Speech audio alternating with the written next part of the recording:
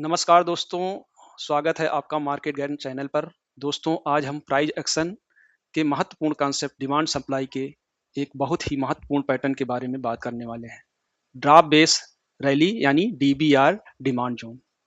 अगर आपने कभी चार्ट पर देखा हो कि प्राइस पहले तेजी से नीचे गिरता है, फिर कुछ समय एक छोटे से रेंज में रुकता है और उसके बाद अचानक तेजी से ऊपर चला जाता है, तो यह एक सामान्य प्राइस मूवमेंट नहीं हो सकता है।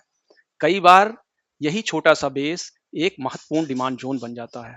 आज की इस वीडियो में हम बिल्कुल आसान भाषा में यही समझेंगे कि ये demand zone drop base rally क्या होता है, ये कैसे बनता है, इसकी डिमांड जोन कैसे मार्क करनी है, कौन सा Dima, demand drop base rally ज़्यादा मजबूत होता है, एंट्री कहाँ लेनी है, स्टॉप लॉस कहाँ रखना है, और सबसे महत्वपूर्ण किन परिस्थितियों में डिमांड जोन इस तरह के डिमांड जोन को ट्रेड करने से बचना चाहिए।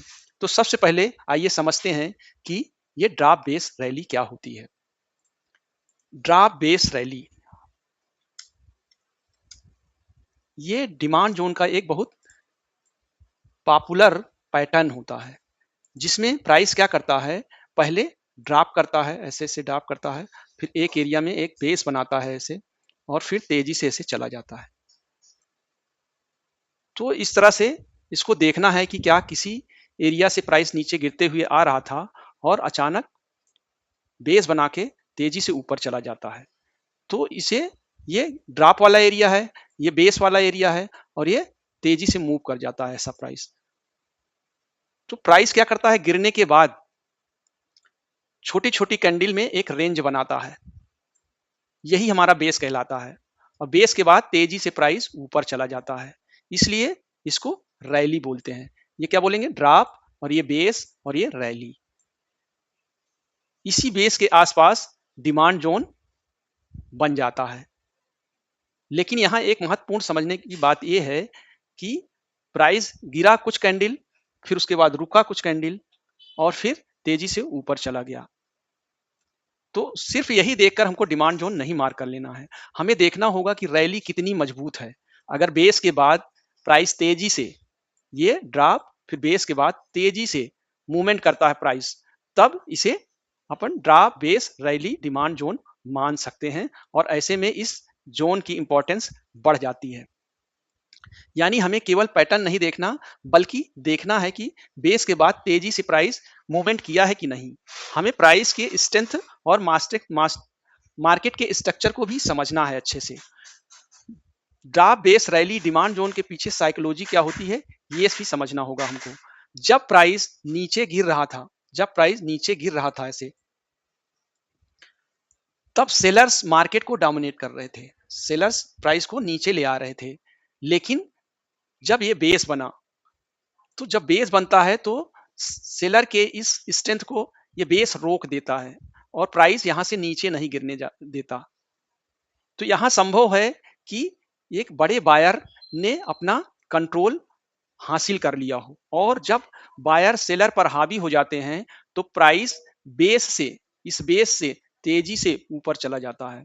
तो अब हमें ध्यान देना है क्या, कि जब प्राइस भविष्य में दोबारा इसी बेस के पास आता है, जब भी प्राइस इसी बेस के पास दोबारा आता है, ऐसे करते हुए, तो उस एरिया में मौजूद बाइंग इंटरेस्ट के कारण प्राइस सपोर्ट ले लेता है यहाँ पे, और फिर तेजी से ऐसे मूव कर जाने की संभावना होती है।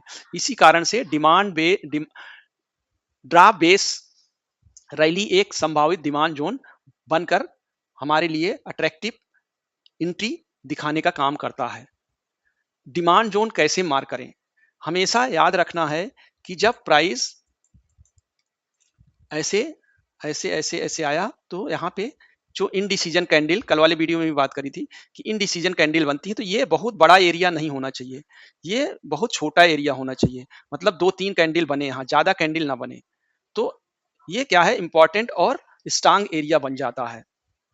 तो इसको आइडेंटिफाई करने के लिए क्या देखना है कि तेजी से प्राइस गिरता हुआ आ रहा हो, और अचानक बेस कैंडल बने 2-3, और फिर उसके बाद प्राइस तेजी से ऐसे भाग जाना चाहिए।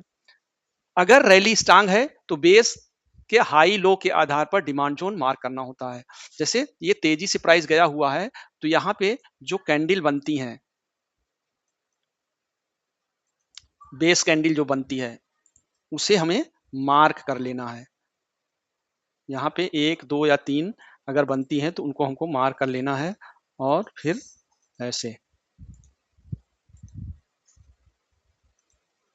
इसको मार्क करके रखना है। और जब इस एरिया में प्राइस आएगा तो हम यहाँ से एंट्री करेंगे। इसको ऐसे मार्क करके रखना है, और जब प्राइस इस एरिया में दोबारा आएगा तो यहाँ से तेजी से मूवमेंट करने की संभावना रहती है। ध्यान रखना है कि ये जो बेस है ये बहुत लंबा नहीं होना चाहिए, 2, 3, 4 कैंडल हो चलेगा। तो जोन को लॉजिकल और कॉम्पैक्ट रखना बेहतर होता है इस तरह से। और जब प्राइस भविष्य में इस जोन में आएगा तो प्राइस तेजी से ऊपर जाएगा, तो इसका हमें कंफर्मेशन लेना है। ट्रेड लेने के लिए कंफर्मेशन लेते हुए कि प्राइस क्या करेगा, यहाँ से एक बड़ी कैंडल बनाएगा, जिससे हमको पता चलेगा कि अब बायर जो है यहाँ पे आ गया है। तब इसके ऊपर हम रिवर्सल कैंडल जब बनेगी तब इसके ऊपर हम एंट्री करेंगे और नीचे ऐसे लगा के ट्रेड करेंगे। तो अब बात आती है कि strong drop base rally demand zone को कैसे पहचाने। तो इसमें पहली चीज है कि बेस के बाद प्राइस तेजी से, जो बेस बनता है, ये प्राइस जब ऐसे आता है, ऐसे आता है, ऐसे आता है, तो यहाँ जो बेस बनता है 2-3 कैंडल का, इसके बाद प्राइस तेजी से मूवमेंट किया हुआ जाना चाहिए, तभी इसको हम ऐसे मार्क करेंगे। दूसरी बात क्या है, बहुत ज्यादा बड़ी कंसोलिडेशन यहाँ पे नहीं होनी चाहिए। जो अभी बात कर रहे हैं ना, 2-3 इनडिसीजन कैंडल बने, तो यहाँ बहुत देर तक प्राइस ऐसे ऐसे मूव नहीं करना चाहिए। तीसरा क्या है, ये फ्रेश जोन होना चाहिए। ऐसा नहीं कि प्राइस आया और यहाँ से लौट के फिर ऊपर गया हो, ऐसा नहीं होना चाहिए। चौथी चीज क्या हो सकती है कि रैली के दौरान प्राइस किसी महत्वपूर्ण प्रीवियस हाई को तोड़ना चाहिए। मतलब प्राइस ऐसे ऐसे करके आ रहा है, ऐसे ऐसे कर रहा है, ऐसे ऐसे कर रहा है, तो जब यहाँ जो जोन बनाया एक, और बेस बनाने के बाद इस एरिया को या जो रिसेंट हाई होगा उसको तोड़ना चाहिए, ऐसे तोड़ के तेजी से ऊपर जाना चाहिए। फिर उसके बाद जब प्राइस ऊपर जाता है ऐसे, तो यहाँ पे ऊपर जाते समय यहाँ पे क्या होना चाहिए, फास्ट मोमेंटम दिखना चाहिए। तो इम्बैलेंस बना के प्राइस ऊपर गया हुआ होना चाहिए।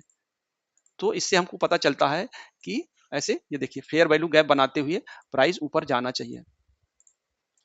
तो इससे हमको पता चलता है कि एक स्ट्रांग बायर जो है प्राइस को ऊपर ले गया है। इस तरह से इम्बैलेंस बनते हुए प्राइस को ऊपर जाना चाहिए। एंट्री कहाँ रखनी है, एंट्री जोन के ऊपर जब प्राइस जाएगा तो एंट्री करेंगे, और इसके नीचे, जोन के नीचे, इसके नीचे ऐसे जब मार करके रखे रहेंगे तो जोन के नीचे ऐसे लगेगा, और जोन के ऊपर यहाँ एंट्री करेंगे। और टारगेट इसका जो स्विंग रहेगा, ये वाला एरिया जहां से ये लौट के आया है, जहां से ये लौट के आया है प्राइस, वहां तक का टारगेट रखेंगे। प्राइस जब ऐसे यहाँ गया है फिर लौट के आएगा, लौट के आएगा तो यहाँ हम एंट्री करेंगे, और एसएल यहाँ रखेंगे, नीचे एंट्री यहाँ होगी, और प्राइस फिर यहाँ तक के लिए हमको टारगेट देगा। ऐसे देखना है।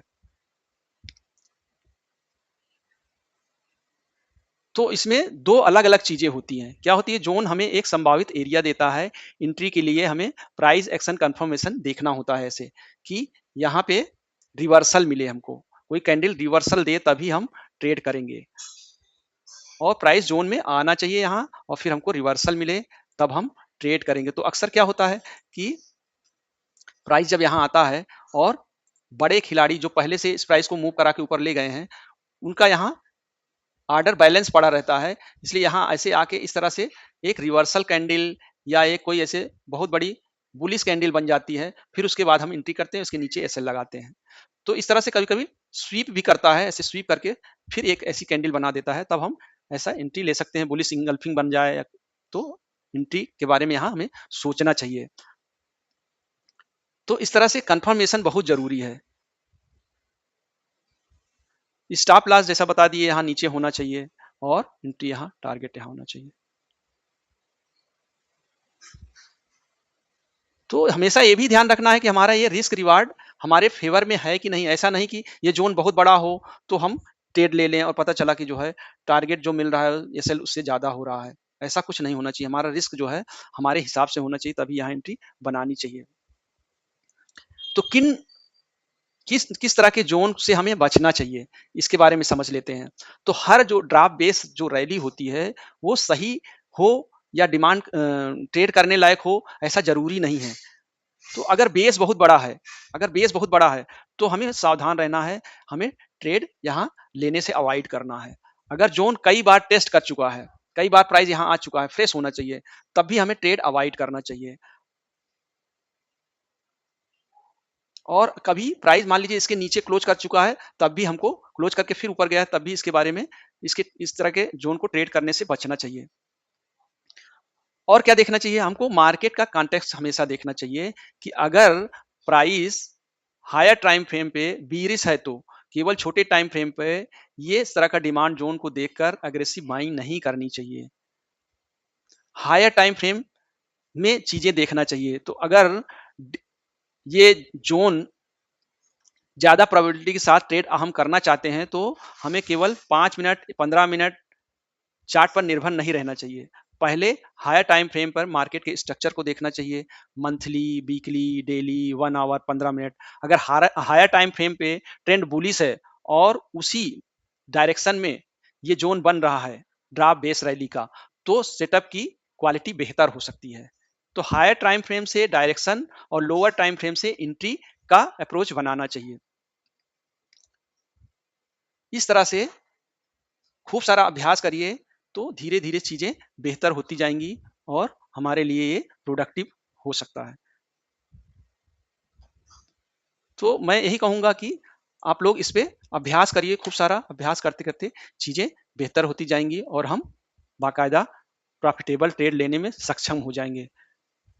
इसके संबंध में एक डिमांड एंड सप्लाई का वीडियो मैंने जो है इस चैनल पर डाला हुआ है, तो आप लोग चैनल पे जाके उसको अच्छे से पढ़ सकते हैं, समझ सकते हैं। उसमें प्रॉपर्ली और अच्छे से हमने समझाने की कोशिश करी है कि ये बेस कैंडल क्या होती है, सिग्नल कैंडल क्या होती है और कैसे हमको मार करना चाहिए, पूरा और अच्छे से समझाने की कोशिश की है। तो दोस्तों, खूब सारा अभ्यास करिए और धीरे धीरे आप लोग जल्दी से जल्दी प्रॉफिटेबल हो जाइए, मेरी यही कामना है। तो आज के लिए बस इतना ही, अगले किसी अन्य कॉन्सेप्ट के वीडियो में फिर से मुलाकात होगी। तो आज के लिए बस इतना ही, बहुत बहुत धन्यवाद।